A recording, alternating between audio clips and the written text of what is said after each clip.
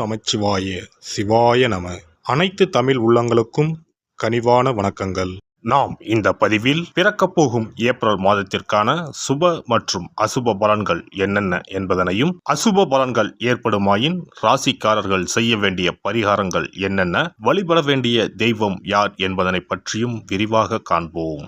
உங்கள் வாழ்வில் வளமும் நலமும் செல்வ செழிப்பும் பெற்று வாழ்வில் உயரிய நிலையை அடைய எல்லாம் வல்ல இறைவனை வேண்டி விரும்பி கேட்டுக்கொள்கிறேன். நிகழும் ஸ்ரீ மங்களகரமான சோபகிருது ஆண்டு பங்குனி மாதம் 19ஆம் தேதி திங்கட்கிழமை அன்று சப்தமி திதியில் மூலம் நட்சத்திரத்தில் வரியான் நாமயோகத்தில் அமிர்தயூகம் கூடிய நன்னாளில் இந்த மகத்தான ஏப்ரல் மாதம் பிறக்கிறது. இம்மாத கிரக நிலைகளை பார்க்கும்போது மேசத்தில் குரு பகவானும், கன்னி ராசியில் கேது பகவானும், தனுசு ராசியில் சந்திர பகவானும், கும்ப ராசியில் சனி பகவானுடன் செவ்வாய் பகவானும் சஞ்சாரம் செய்கின்றனர். மீனராசியில் சூரிய பகவான், ராகு பகவான், சுக்கிர பகவான், புதன் பகவான் இணைந்துள்ளனர். இம்மாத கிரக பெயர்ச்சி என எடுத்துக்கொண்டால் ஏப்ரல் 13ஆம் தேதி சூரிய பகவான் மேசராசிக்கும், ஏப்ரல் மாதம் 23ஆம் தேதி செவ்வாய் பகவான் கும்பராசியில் இருந்து மீனராசிக்கும் இடப்பெயர்ச்சி அடைகின்றனர். அதேபோல் இந்த ஏப்ரல் மாதம் 24ஆம் தேதி சுக்கிர பகவான் மீனராசியில் இருந்து மேசராசிக்கு இடப்பெயர்ச்சி அடைகிறார். கும்பராசி அன்பர்களே, இந்த மாதம் பண வரவு திருப்தி தருவதாக இருக்கும். காரியங்கள் அனுகூலமாக முடியும். குடும்பத்தில் வசதி வாய்ப்புகள் பெருகும். வீட்டில் மகிழ்ச்சியும் நிம்மதியும் உண்டாகும். பெண்களால் நன்மைகள் உண்டாகும். புதிய ஆடை ஆபரணங்களில் சேர்க்கை உண்டாகும். கணவன் மனைவிக்கு இடையே அந்யோன்யம் அதிகரிக்கும். வாழ்க்கை துணை வழி உறவினர்கள் வகையில் எதிர்பார்த்த உதவிகள் கிடைக்கும். உறவினர்களால் நன்மைகள் ஏற்படும். குடும்ப தேவைகள் ஒவ்வொன்றாக நிறைவேறும். தந்தை வழியில் எதிர்பார்த்த காரியங்கள் அனுகூலமாக முடியும். பெண்களால் நன்மை உண்டாகும். அரசாங்க காரியங்கள் அனுகூலமாக முடியும். பூர்வீக சொத்து பிரச்சனையில் பொறுமையை கடைபிடிக்கவும். சிலருக்கு தடைப்பட்ட திருமணம் கூடி வரும். வீட்டில் சுப நிகழ்ச்சிகள் ஏற்பாடாகும். குடும்பத்துடன் கோயில்களுக்கு சென்று பிரார்த்தனைகளை நிறைவேற்றுவீர்கள். வெளியூர் பயணங்களின் போது கைப்பொருட்களை பத்திரமாக பார்த்து கொள்ளவும். அலுவலகத்தில் உற்சாகமாக செயல்படுவீர்கள். உங்கள் ஆலோசனைகள் நிர்வாகத்தினரால் ஏற்றுக்கொள்ளப்படும். மேலதிகாரிகளின் ஆதரவும் உங்களுக்கு கிடைக்கும். சிலருக்கு பதவி உயர்வு, ஊதிய உயர்வு போன்ற சலுகைகள் கிடைப்பதற்கான வாய்ப்புகள் உண்டு. சக ஊழியர்களிடையே உங்கள் செல்வாக்கு அதிகரிக்கும். தொழில் மற்றும் வியாபாரத்தில் லாபம் அதிகமாக கிடைக்கும். சக போட்டியாளர்களின் மறைமுக எதிர்ப்புகளை முறியடிப்பீர்கள். பங்குதாரர்களுடன் இணக்கமான சூழ்நிலை ஏற்படும். ஆனாலும் வியாபாரத்தை விரிவுபடுத்தவோ அல்லது புதிய முதலீடு செய்வதையோ கண்டிப்பாக தவிர்க்கவும். குடும்பத்தை நிர்வகிக்கும் பெண்களுக்கு மகிழ்ச்சி தரும் மாதமாக இருக்கும். குடும்பத்தில் உங்கள் ஆலோசனைகள் மற்றவர்களால் ஏற்றுக்கொள்ளப்படும். உறவினர்களும் உங்களுக்கு உதவியாக இருப்பார்கள். அக்கம் பக்கத்தில் இருப்பவர்களால் அனுகூலம் உண்டாகும். வேலைக்கு செல்லும் பெண்களுக்கு எதிர்பார்த்த சலுகைகள் கிடைக்கும். கலைத்துறையினருக்கு பிரச்சனைகள் குறையும். பேசி எடுக்கும் முடிவுகள் நன்மை தரும். அடுத்தவர்களுக்காக எந்த பொறுப்பையும் ஏற்காமல் இருப்பது நல்லது. வழக்கத்தை விட கூடுதலாக உழைக்க வேண்டியிருக்கும். பொருள் வரத்து கூடும். பயணம் செல்ல நேரலாம். அரசியல் துறையினருக்கு வீண் அலைச்சல், காரிய தாமதம் போன்றவை ஏற்படலாம். புதிய முயற்சிகளை தள்ளி போடுவதும் நல்லது.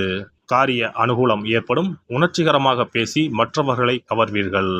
எல்லாவற்றிலும் எதிர்பார்த்த நன்மைகள் உண்டாகும். பணவரத்து கூடும். மாணவர்களுக்கு விளையாட்டில் ஆர்வம் உண்டாகும். பாடங்களை கவனமாக படிப்பது முன்னேற்றத்திற்கு உதவும். நட்சத்திர பலன்கள் அவிட்டம் 3, 4ஆம் பாதம். இந்த மாதம் தொழில் வியாபாரத்தில் ஈடுபட்டு இருப்பவர்கள் கூடுதலாக பணியாற்ற வேண்டும். ஆர்டர்கள் கிடைக்க அலைய வேண்டியிருக்கும். பணவரத்து இருந்தாலும் கொடுக்கல் வாங்கலில் கவனம் தேவை. உத்தியோகத்தில் இருப்பவர்கள் கவனமாக செயல்படுவது நல்லது. புதிய பதவிகள் தொடர்பான விஷயங்கள் தாமதப்பட்டாலும் பொறுப்புகள் அதிகரிக்கும். சதயம் நட்சத்திரம். இந்த மாதம் குடும்பத்தில் இருப்பவர்களை அனுசரித்து செல்வது நன்மை தரும். வாழ்க்கை துணையின் உடல் நலனில் அக்கறை தேவை. சிறிய விஷயங்களுக்கும் கூட கோபம் வரலாம். அதனால் உறவினர்கள் நண்பர்களிடம் கவனமாக பேசுவது நல்லது. விபரீத ஆசைகள் ஏற்படலாம். கவனம் தேவை. போராட்டாதி 1, 2, 3ஆம் பாதம். இந்த மாதம் பேச்சின் இனிமை, சாதுரியம் இவற்றால் எடுத்த காரியங்களில் சாதகமான பலன் பெறுவீர்கள். உங்கள் பொருட்களை கவனமாக வைத்துக் கொள்வது நல்லது. பரிகாரம்: சஷ்டி கவசம், சண்முக கவசம் பாராயணம் செய்து முருகனை வழிபடுவது காரிய தடைகளை நீக்கும். எதிர்ப்புகள் நீங்கும். அதிர்ஷ்ட தினங்கள் 28, 29, 30. சிறப்பு பரிகாரம்: கடன் சீக்கிரம் அடைபட செவ்வாய்க்கிழமை இந்த எளிய பரிகாரம் செய்யுங்கள். முருகப்பெருமான் உடனே ஓடி வந்து உதவுவார். செவ்வாய்க்கிழமை அன்று சில எளிய பரிகாரங்களை செய்வதால் விரைவில் கடனை அடைத்து விடலாம் என நம்பப்பட்டு வருகிறது. செவ்வாய்க்கிழமையின் சிறப்புகள் பற்றி காண்போம். எவ்வளவு சம்பாதித்தாலும் வரவும் செலவும் சிலருக்கு சரியாக இருக்கும். சேமிப்பு என்பது உப்புக்கும் இருக்காது. ஆனால் சிலருக்கு வரவை மீறியும் அதிக செலவுகள் ஏற்பட்டு கடன் போன்ற பிரச்சனைகள் வந்துவிடும். இதனால் நிம்மதியாக வாழ முடியாமல் திணறுவர். இந்த மாதிரியான பிரச்சனைகளுக்கு தீர்வுகளை முருகப்பெருமான் அருள்வார். அவருடைய வழிபாட்டிற்கு ஏற்ற தினம் செவ்வாய்க்கிழமை. செவ்வாய்க்கிழமை அன்றைய நாளில் கடன் பிரச்சனைகள், பணி தொடர்பான பிரச்சனைகளை நினைத்து முருகனை வழிபடலாம். செவ்வாய்க்கிழமை அன்று நல்ல செயல்களை தொடங்க ஏற்ற நாள் இல்லை என்பது பாரம்பரியமாக நம்பப்பட்டு வருகிறது. ஆனால் செவ்வாய்க்கிழமை ராகு காலத்தில் செய்யப்படும் வழிபாடு பூஜைகளுக்கு ஆற்றல் அதிகம் என்பது ஐதீகம். செவ்வாய்க்கிழமை அன்று வரும் ராகு காலத்தில் அம்மன் துர்க்கைக்கு எலுமிச்சை தீபம் ஏற்றி வழிபாடு செய்தால் திருமண தடை விலகும். எப்பேற்பட்ட பிரச்சனையாக இருந்தாலும் உடனடியாக தீரும் என்பது ஐதீகம். அதே போலவே துர்க்கை அம்மனுக்கு ராகு காலத்தில் எலுமிச்சை மாலை போட்டு வழிபாடு செய்தால் நல்ல வேலை கிடைக்கும், நம்முடைய கடன் பிரச்சனைகள் தீரும் என ஆன்மீக பெரியோர் கூறுகின்றனர். செவ்வாய்க்கிழமை அன்று செய்ய வேண்டிய பரிகாரங்கள். எவ்வளவு அடைத்தாலும் தீராத கடன் சுமை இருப்போர் செவ்வாய்க்கிழமை அன்று வீட்டில் ஒரு எளிய பரிகாரத்தை செய்தால் அவர்களுடைய மொத்த கடனும் அடைவதற்கான வழிகள் கிடைக்கும். செவ்வாய்க்கிழமையில் வருகின்ற செவ்வாய் ஹோரையில் இந்த வழிபாட்டை செய்ய வேண்டும். அந்த ஒரே நாளில் 3 வகையான பரிகாரங்களையும் செய்தால் மட்டுமே முழு பலனையும் பெறலாம். முதல் செவ்வாய் ஹோரை. செவ்வாய்க்கிழமை அன்று காலை 6 மணி முதல் 7 மணி வரையிலும் செவ்வாய் ஹோரை இருக்கிறது. அப்போது பாசிப்பயிறு அல்லது பச்சை பயிறு ஆகியவற்றில் ஏதேனும் ஒன்று வெல்லம் போட்டு பாயாசம் செய்து பூஜை அறையில் சுவாமிக்கு படைக்க வேண்டும். வீட்டு பூஜை அறையில் விளக்கேற்றி எங்களுடைய வீட்டின் கடன் சுமைகள் விரைவில் அடைபடுவதற்கான வழிவாய்ப்பை எங்களுக்கு கண்முன்னே காட்டுங்கள் என குலதெய்வம், இஷ்ட தெய்வம் எல்லோரிடமும் பிரார்த்தனை செய்ய வேண்டும்.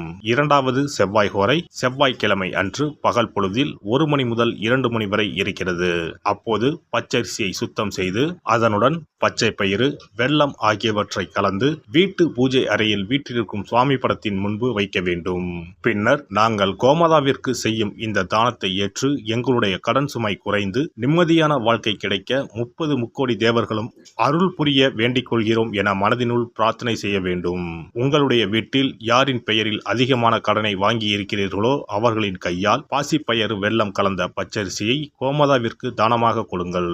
பசுமாட்டிற்கு இந்த தானத்தை செய்த பிறகுதான் அன்றைய தினம் பகலில் உணவு சாப்பிட வேண்டும்.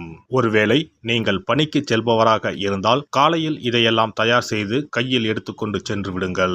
உங்கள் மனதிற்குள் எல்லாவற்றையும் பிரார்த்தனை செய்துவிட்டு பணியிடத்திற்கு அருகில் உள்ள பசுமாட்டிற்கு வழங்கலாம். மூன்றாவது செவ்வாய் ஹோரை. 3ஆம் செவ்வாய் ஹோரை செவ்வாய்க்கிழமை அன்று மாலை 6 மணிக்கு மேல் வரும். அப்போது உங்கள் வீட்டு பூஜை அறையில் ஒரு நெய் தீபத்தை ஏற்றுங்கள். நீங்கள் வழக்கமாக ஏற்றும் தீபத்தினை தவிரவும் மற்றொரு அகல் விளக்கில் நெய் தீபம் கட்டாயம் ஏற்ற வேண்டும். இது முருகனுக்காக ஏற்றும் தீபமாகும். இந்த தீபத்திற்கு முன்பாக நின்று கடன் அடைபடும் வழியை காட்டு அப்பனே முருகா, கடனே இல்லாமல் வாழும் வாழ்வை தந்தருள் இறைவா என முருகப்பெருமானிடம் மனமுருகி வேண்டிக் கொள்ளுங்கள். இந்த பரிகாரங்களை நம்பிக்கையுடன் செய்தால் மட்டுமே நிச்சயம் உங்களுடைய கடன் விரைவில் அடைபடும். எல்லாம் வல்ல இறையருளால் நீங்களும் உங்கள் அன்பு குடும்பமும் உடல் நலம், நீலாயுள், நிறை செல்வம், உயர் புகழ், மெய்ஞானம் ஓங்கி வாழ்க வளமுடன். இந்த வீடியோ பதிவு உங்களுக்கு பிடித்திருந்தால் லைக் பண்ணுங்க, கமெண்ட் பண்ணுங்க, ஷேர் பண்ணுங்க, மறக்காம சப்ஸ்கிரைப் பண்ணுங்க, பக்கத்துல இருக்கிற பெல் பட்டனை கிளிக் பண்ணுங்க. நன்றி, வணக்கம். ஓம் நமச்சிவாய. சிவாய நம.